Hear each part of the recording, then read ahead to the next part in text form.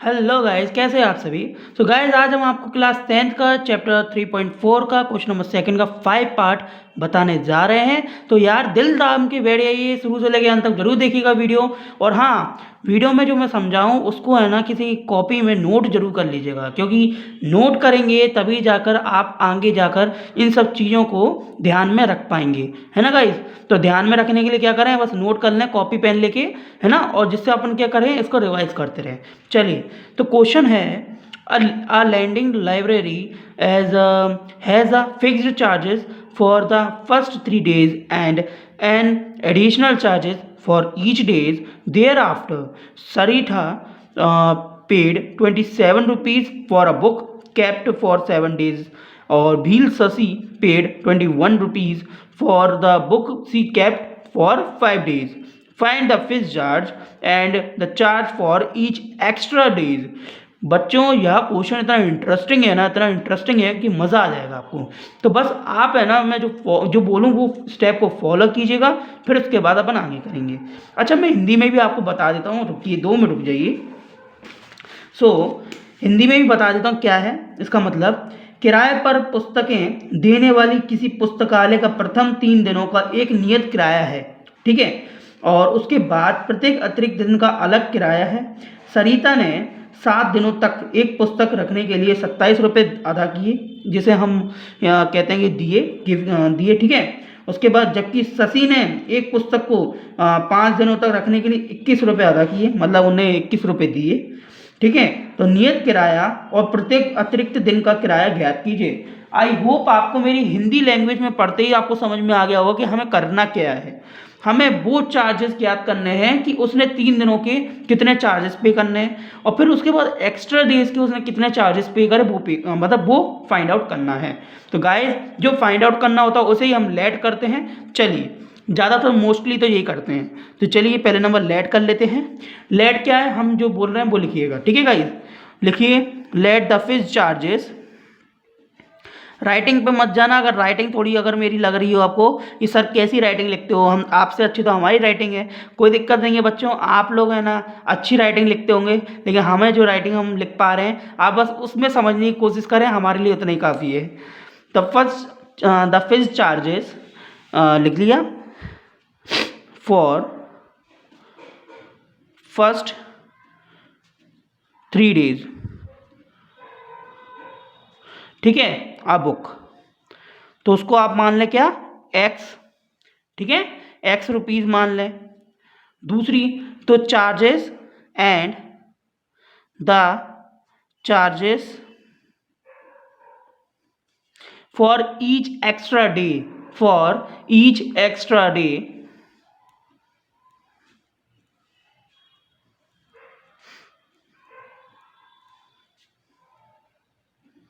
Each extra days, ठीक है। तो आप इसमें क्या लिखेंगे बच्चों, इसमें लिखेंगे वाई रुपीज़, आप बुक होगा, ठीक है। चलिए, तो इतनी बात आपको क्लियर हो गई। तो हमने एक्स किसको माना, 3 दिनों को, 3 दिनों का चार्ज का, और वाई किसको माना, जो 3 दिन के अलावा जो एक्स्ट्रा चार्जेस पे करें, तो वो कितने, मतलब कितने किस हिसाब से दिए गए हैं वो बताना है, ठीक है। सो अकॉर्डिंग टू क्वेश्चन, अब हम क्वेश्चन के अकॉर्डिंग चलेंगे कि क्वेश्चन ने क्या कहा है, ठीक है। तो स्टार्टिंग में मैंने जब आपको बताया था कि बच्चों यहाँ से देखो, सरिता ने 27 रुपये पे करे थे, कितने, 7 दिनों के लिए, ठीक है। सरिता ने जब 27 रुपये पे करे 7 दिनों के लिए, आपको पता है कि 3 दिन का चार्जेस क्या है, एक्स, तो पहले एक्स लिख लेते हैं प्लस। अब उसने क्या करा, 7 दिनों के लिए कितने पे कर दिए, 27 रुपये। तो 7 दिन है, यानी कि अगर आप 7 - 3 कर दें, 7 - 3 और बाय इक्वल में कर दें 27, तो आपको समझ में आया, नहीं आया हो, चलिए मैं बताता हूँ इसका मतलब।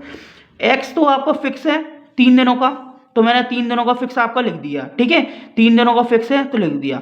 अब इसने एक्स्ट्रा डेज का भी दिया है, क्योंकि जो 7 से होके निकल रहा है, ये 7 मतलब 4 5 6 7 4 दिन एक्स्ट्रा दिए हैं। वो कैसे पता चलेगा, 7 में से 3 गए तब जाके तो 4 दिन पता चलेंगे, और एक्स्ट्रा डेज को हमने क्या माना है, वाई, तो इसलिए मल्टीप्लिकेशन में कौन आ गया, बाय।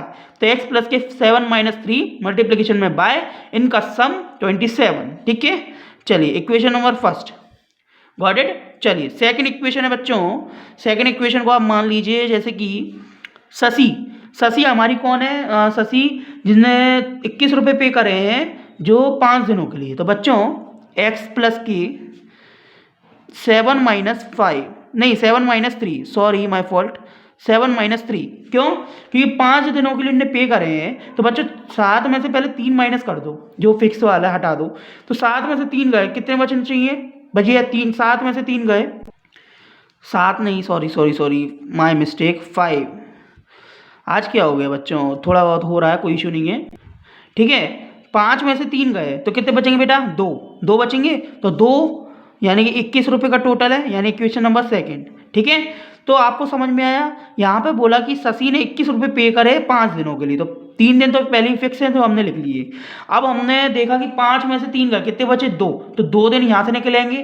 तो इनको हम अगर रीराइट करके लिखें बच्चों तो क्या हो जाएगा? एक्स प्लस के 7 में से 3 गए, कितने बचेंगे बेटा?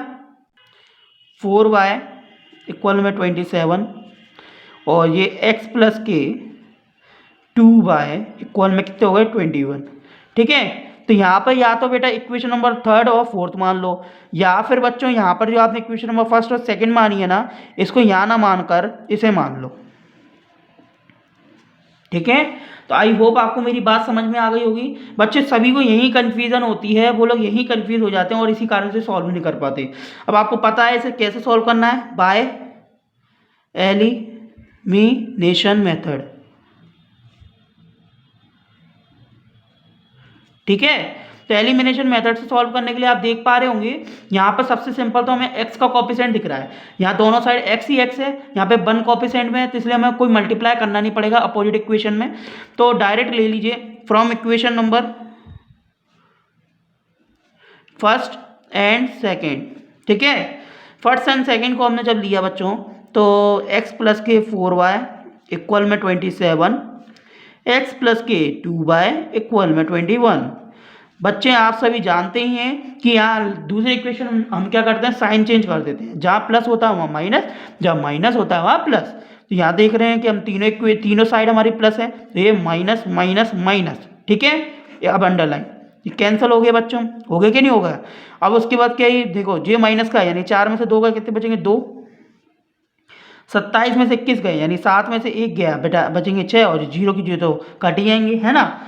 अब यहाँ देखो कट रहे हैं क्या? 2 1 जा 2, 2 3 जा 6, तो y की वैल्यू बच्चों क्या आ गई? 3, ठीक है।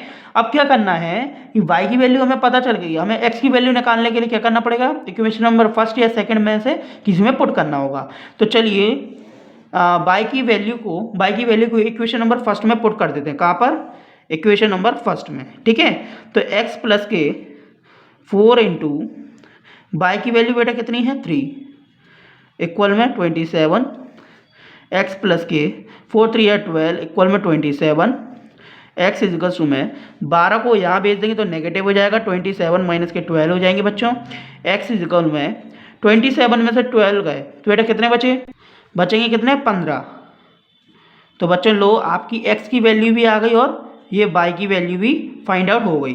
तो लास्ट में जरूर लिख दीजिएगा थस ये the fixed charges for first.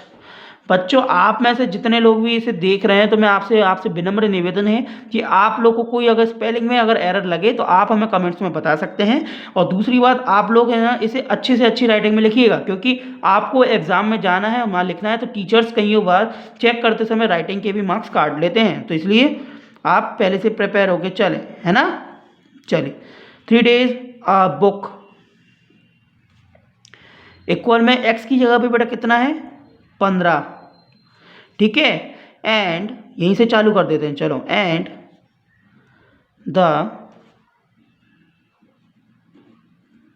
Charges for each extra days ₹y, यानी कि 3 रुपये। आई होप आपको मेरी बात समझ में आ गई होगी।